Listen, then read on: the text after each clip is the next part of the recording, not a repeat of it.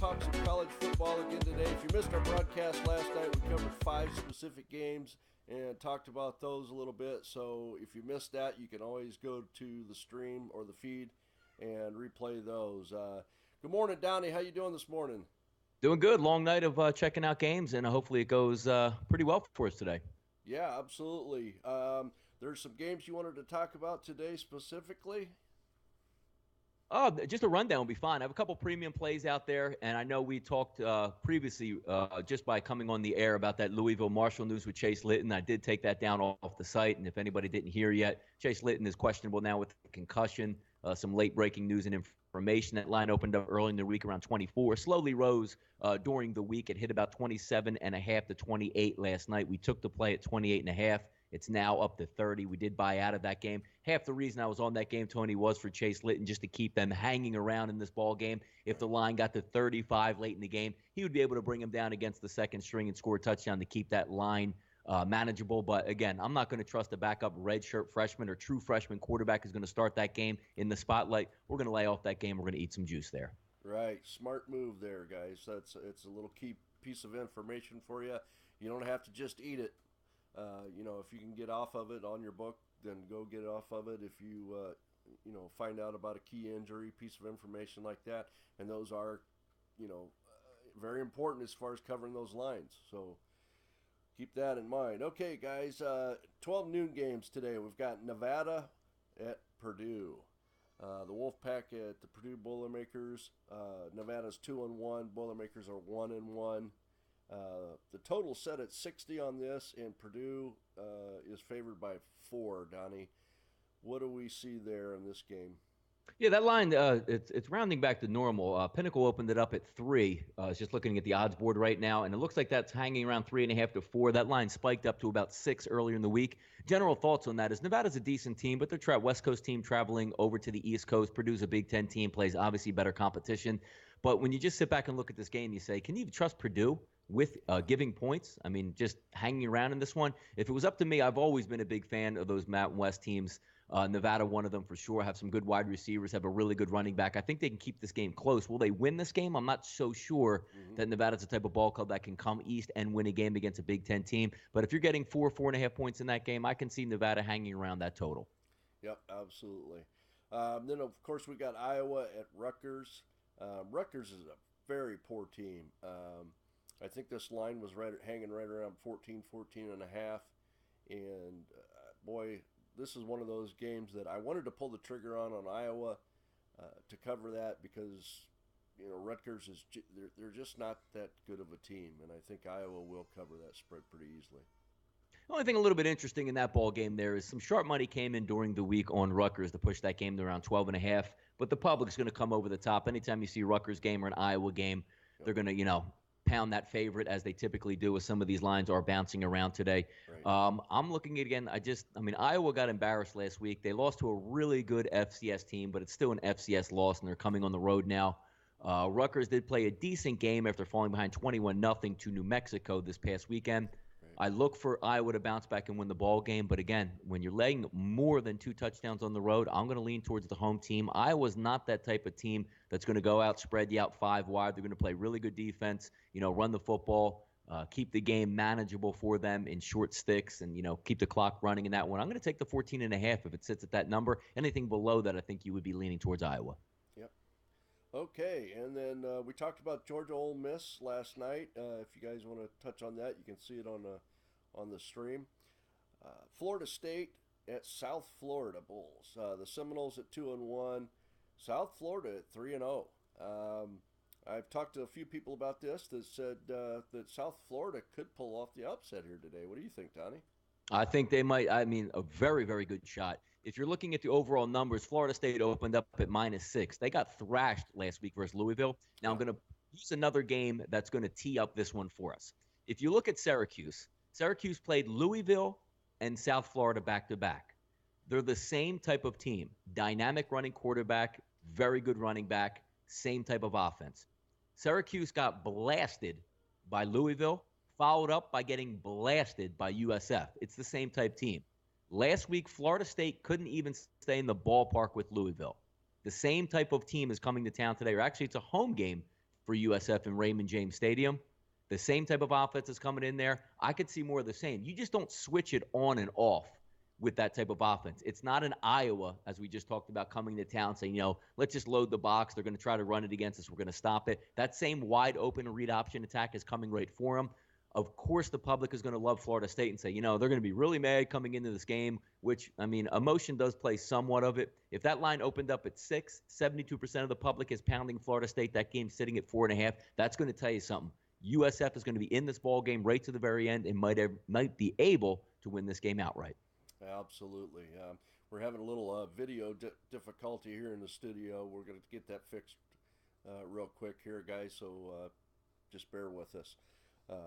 Kent State, Alabama. This line is interesting because it's sitting at 42.5, and Kent State Golden Flashes are at 1-2. Alabama, of course, number 1 team in the country at 1. 42 is a lot of points, but I think Alabama is more than capable of doing that. Donnie, do you see them see Kent State giving Alabama any kind of issues with that? Yeah, saw one of my buddies online today, kind of made me laugh. Can you guess, Tony, what the team total over-under for Kent State is in Las Vegas? Team total? For Kent State, yes. Boy. With a 42 line, I would have to say it's somewhere around maybe 14? 3.5. Oh, 3.5 is the team total for Kent State today. That is one of the funniest lines I've ever seen in my life, which is going to tell you all about this game. That's Being a crazy. MAC, fan as I am, Kent State is a very good defensive team. Yeah. Their best cornerback is out for today. They're on the road at Louisville. Do they want to show up? Yes, but they're more focused on the MAC schedule that's going to start for them next week.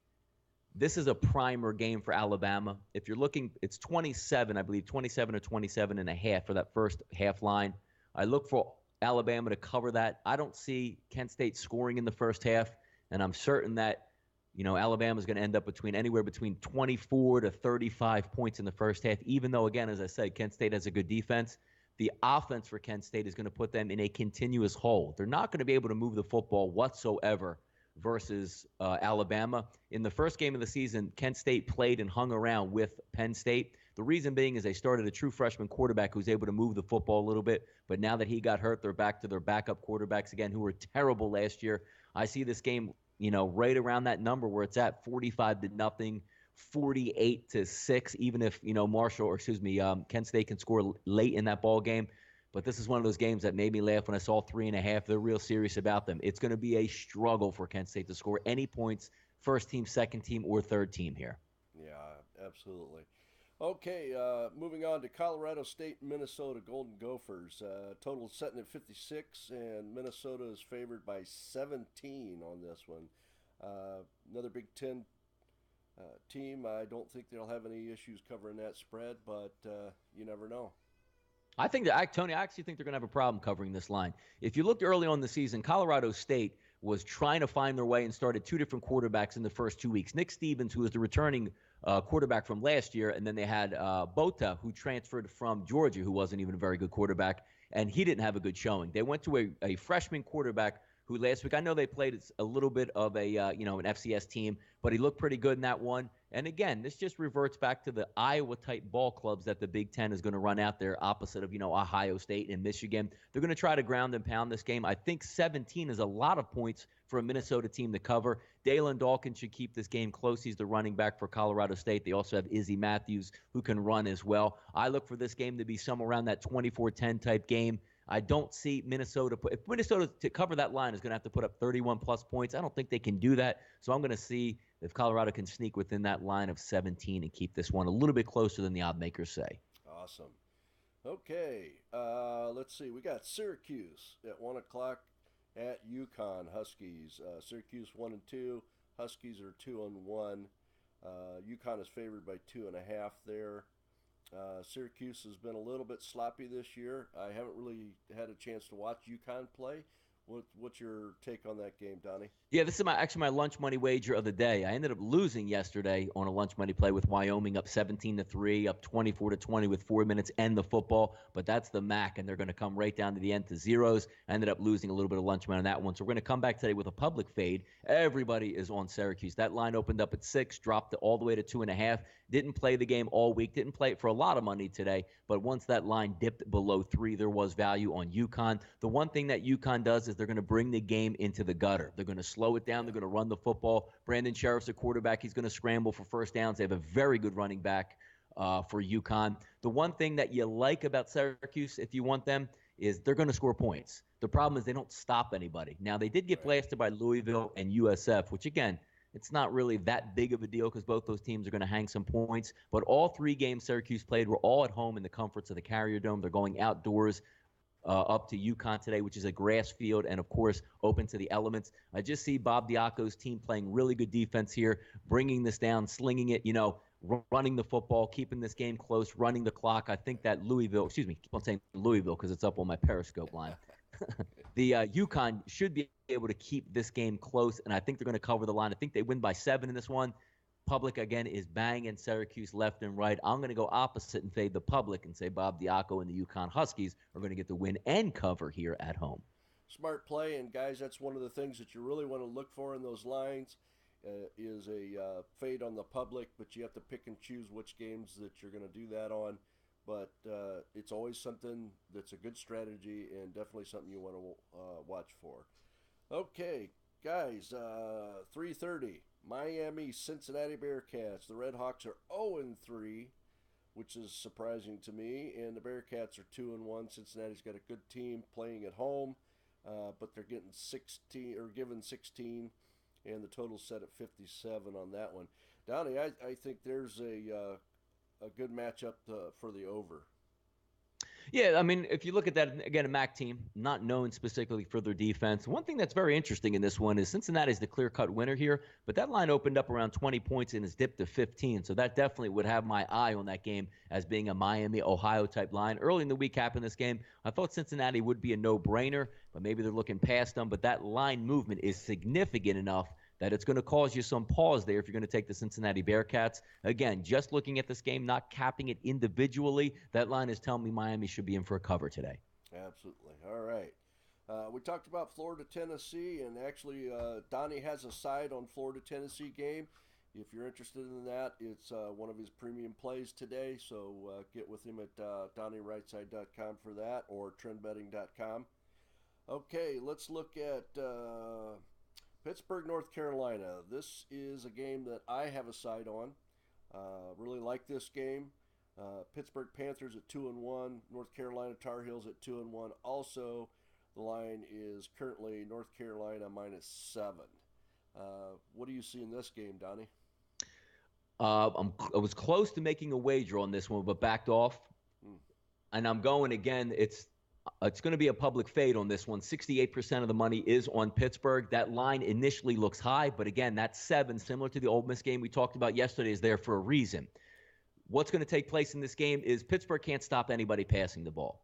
Right. UNC has the weapons that can get after Pittsburgh in their secondary. Good wideouts, very good running game, and a quarterback that can throw the ball around. Most people would look at that game and say, Pittsburgh, ACC battle, they have Connor. I get that. He's a fantastic running back. And yes, UNC has not been able to stop the run this year, but help is on the way. The 2 best defensive linemen that the Tar Heels have are making a return to this game if they're missing the past couple weeks. That's going to be a difference there on the front line. They're going to be able to hold Connor a little bit in check. He's still going to get his yards because he's a very good running back. But this one, that 7 is there for a reason. I think UNC is going to win this game by 2 touchdowns. Just by looking at the game, the public is really liking Pittsburgh. I think UNC is the clear-cut winner in this one.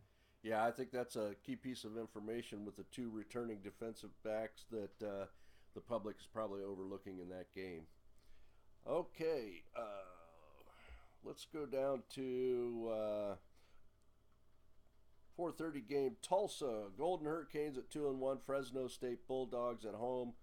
They're 1-2, and Fresno at home is getting 14.5. I mean, Tulsa's got a good quarterback, got a very wide open offense. Fresno has shown nothing yet this year, Right. in order to be a competitive ball club. I know it's a home game for them, and it's 2 touchdowns on the road. I haven't really capped this game too much, but just looking at it, I really can't put any money on Fresno because I don't trust them at all. Right. So I was just going to make, a lunch money or afternoon wager on that one. I'm going to assume it would have to be on Tulsa. Awesome. Okay. Um, we usually don't talk about some of these games, but let's talk briefly about the Army Black Knights at 3-0 against Buffalo. Buffalo's home field, and the Bulls are 0-2. Buffalo's getting 14 on this one, and the total sets at 51.5. Is Army shouldn't have any trouble covering that? Do you think? I mean, You would think they wouldn't. I mean, it's not really a long, travel schedule for them just heading from West Point. I mean, it is across state, but it's not like you're going coast to coast. Yep. The number is kind of troubling for me there because Buffalo hasn't shown anything. I watched some game film on them a little bit earlier this week. They have nothing explosive. They can't really, run the ball. They don't have a great quarterback in this one. Army has exploded in their first couple games this year and beating teams handily. Going on the road to beat Temple, smashing UTEP, putting up 66 points last week on them. But for some reason, something would be keeping me from betting Army because it just looks too easy. Even though it is a 14-point line, it looks like they're just waiting for Army to come back down to earth. So I would abstain from this game. If I had to take a side, I would be taking Army, but game just doesn't look right for me. Okay, interesting. UCF Knights 1-2 at FIU. Golden Panthers at 0-3. FIU is getting 8 points, which I always am interested in a game when the number sets at 8. UCF Knights coming into FIU. This should be a tight game in my opinion. I'm thinking that they're going to surprise the Knights here and cover that 8. It's going to be an interesting ball game. The clear side, I don't really have an opinion on this game. UCF is clearly more talented and did have a tougher schedule coming into this one, but that 8.5 is a little bit tough. It's a rivalry game. It's in the state of Florida. So, I mean, I guess you would lean towards taking the points. I think UCF's going to win this ball game. Whether they can win it by 14 or not to cover that line or double digits there is up. I don't really have too much of a side there, but UCF should win this ball game. Right. That might be a good lunch money play for somebody out there. Mm-hmm. All right. At 7 o'clock, I know this is a game that you and I both love. The number 6 Houston. The Cougars are 3-0. They're at Texas State playing the Bobcats that are 1-1. Texas State's getting 33.5 in this one. I don't see any reason that Houston can't cover that spread unless they don't take care of the football. Yeah, I mean, Houston, looking at this ball game, is clearly the better team. It opened up at 35, dropped to 33. It's another one of these games when that line is that high, I tend to take the better team in the first half. So if you can get that game somewhere, you know what? Let me just check to see what this first game line is live, and we'll get a better feel on this one. Let's see what we got here. What time is that game, Tony? 7 o'clock. 7 o'clock. Let's dip down to that one. Yep, you're going to get right on that number to 20 to 20.5. I would look to them covering the 21 and then pulling their starters in the second half just to rest up there. I think that's a better play overall than winning by 5 touchdowns. So if I was betting this game or had to bet this game, I'm going to be on the first half in this one. All right. Okay, and at 7:30 we got Oklahoma State Cowboys that are 2-1 visiting the Baylor Bears who are 3-0. Baylor again. Here's another number -8. The total sits at 73.5. So that's 8's always intrigued me, Donnie, when that number is like that, especially with a home team getting -8. Obviously, Vegas is looking at this and thinking that Baylor's going to win by a single touchdown and not cover that line. But, do you go with a home favorite here at the 8, or do you try to stay away from something like that? I mean, I wouldn't have any opinion on this game. I wouldn't put that out as a play. But if I had to pick the game going in, I would say Baylor's going to win this game. I don't have Gundy and his team. It's the same thing every single year. They usually beat up on the lollipops. They run their lineup to 9-0, and then finally have a couple good teams on the back end of the schedule and get popped just like they did last year. I don't think they have enough to go into Baylor and win this ball game. I know Baylor hasn't shown everything they're supposed to. With that big scandal. Jim Grobe's now the head coach. Still the same offensive coordinator. Have primarily the same the same skill positions. They did get one wide receiver who beat his dog in the offseason back off suspension today after 3 games. He's going to be a lift to that team. If I'm going to take a side here, it's going to be Baylor and the home team by double digits. Awesome. Okay. Louisville Marshall. I think we just briefly touched on this. I know that's one of those games that you really liked as far as Marshall in the MAC. In the MEAC. Louisville 3-0. Marshall is 1-1. Marshall's getting plus 30 on this one. Yeah, I just got that notification that it's official that Chase Litton is out for the game with a concussion. So you see everything where it's 30.5, 5 dimes, raise it up to 31, and who knows where that game is going to end up. I think it's about right, but again, a true freshman is going to start in this game. You know, I never thought Marshall even had a chance to win the game even with Chase Litton, but now that's just a uphill battle, and I don't know if they can even stay within that because, again, Chase Litton is a really good quarterback. They're going to put up points. I had Marshall pegged at 30-plus points in this game with Chase Litton. Now you might even be able to drop that by, as you see, it opened up at 24. It's now 31 in some places. I don't know if they can hang 21 on Louisville here, and that's going to be a detriment to that line. I didn't want to risk anything and keep that line up, so we ate some juice and just backed out of it completely here, Tony. All right, smart information there. One of the other games that we want to talk about is the Bowling Green Falcons at Memphis. Memphis Tigers are 2-0. Bowling Green Falcons 1-2. The line sets at 17.5 in favor of the Memphis Tigers. Bowling Green is one of those teams that over the years, I mean, they're fairly close to me, and I've watched a few of their games. They can be really good, play really good defense, and then there are other games where they just you never know what you're going to get. Do you see? I think on this one, if I'm going to take a wager in this one, it's going to be on the home team in Memphis. Just a stronger team all the way around. Bowling Green's going to run like 100 plays in this one, so that just means there's going to be a lot of points scored, and that just means even more points are going to be scored with Memphis. You know, I wouldn't be laying any money on this game. It looks like it opened up at 16. It sits at 17.5. That tells you all you need to know. I think this game's going to end up around 20-plus points, and I think Memphis is going to win this game handily. Not enough to put any wagers on, but if I was picking a side, I'd be on Memphis here over Bowling Green. All right. 10-15 game, we got Air Force Falcons at 2-0 against Utah State Aggies at 2-1. The Utah State Aggies are getting 4 on this one. So this is an interesting matchup. I don't really have an opinion on this particular game, but what do you see out of it, Donnie? If both teams were healthy, I would lean towards Utah State here with that number, but that number wouldn't be 5 points. Right. You know, it's like the Fort Knox of secrets, giving up the nuclear codes, trying to find out if Devontae Mays is going to play for the Utah State Aggies. He's their best player on their team, best running back, and he's the one that will be able to keep this game close. Utah State is a very well-coached team, but Air Force, keep in mind, did have a bye week last week heading into this one.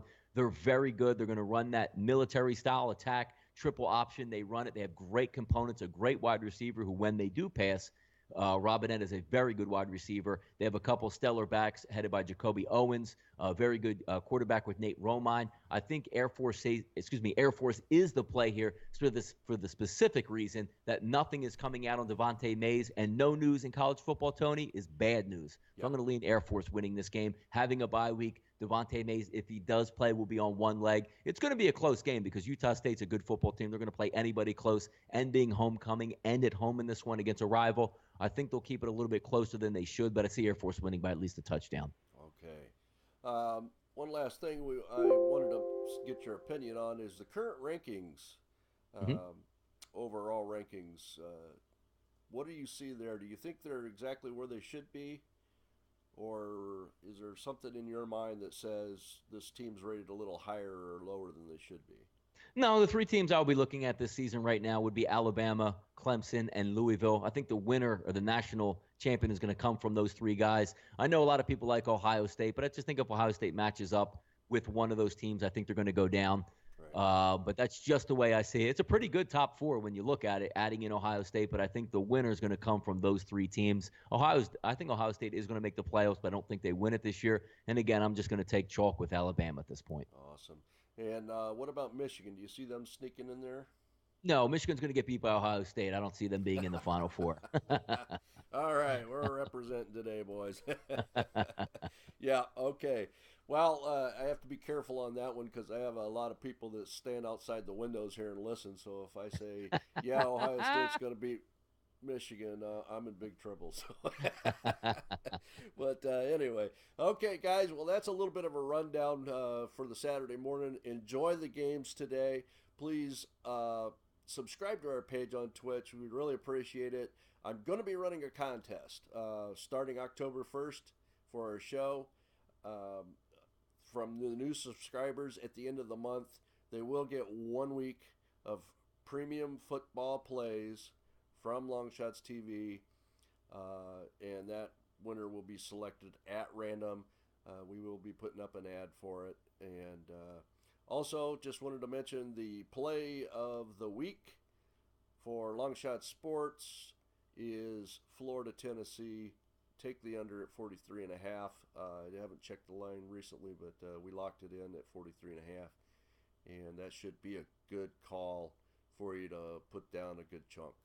So we'll look forward to that. Donnie, do you have anything that you want to share? No, just that I'm going to be on the 1 o'clock game if you don't have any interest. And I know most people are going to be watching that USF Florida State game or the Wisconsin Michigan State game early. I'm going to be interested in that UConn game. Again, just put a little bit of lunch money down on UConn. A very unpopular play there with the public, but let's see what happens. All right. Well, guys, that's it for today. We'll be back tomorrow morning at 11 a.m. to run down the NFL games for you. Please join us then. Thank you very much for joining us today. If you need to get a hold of us, please send us a message there at Twitch at the address at the bottom of the screen, or you can tweet us at LongShotsTV. And don't forget to see Donnie RightSide at DonnieRightSide.com, and awesome group on Facebook. Go search Trendbetters, TrendBettors. Join the group. We've got over 8,000 members there, and it's a lot of fun, and we do a lot of great things during the games. A lot of conversation and chat and little busting going on, but it's a lot of fun. So, Donnie, thanks for joining us today, and look forward to talking to you tomorrow about those NFL games. Guys, you'll definitely want to join us for that show. There's some interesting things going on NFL. I know Donnie's got his games locked in already, and it's going to be a fun day. Yep, let's have some fun, man. I'll talk to you a little bit later. Okay, man. Talk to you soon, and thank you guys for joining us today. You got it.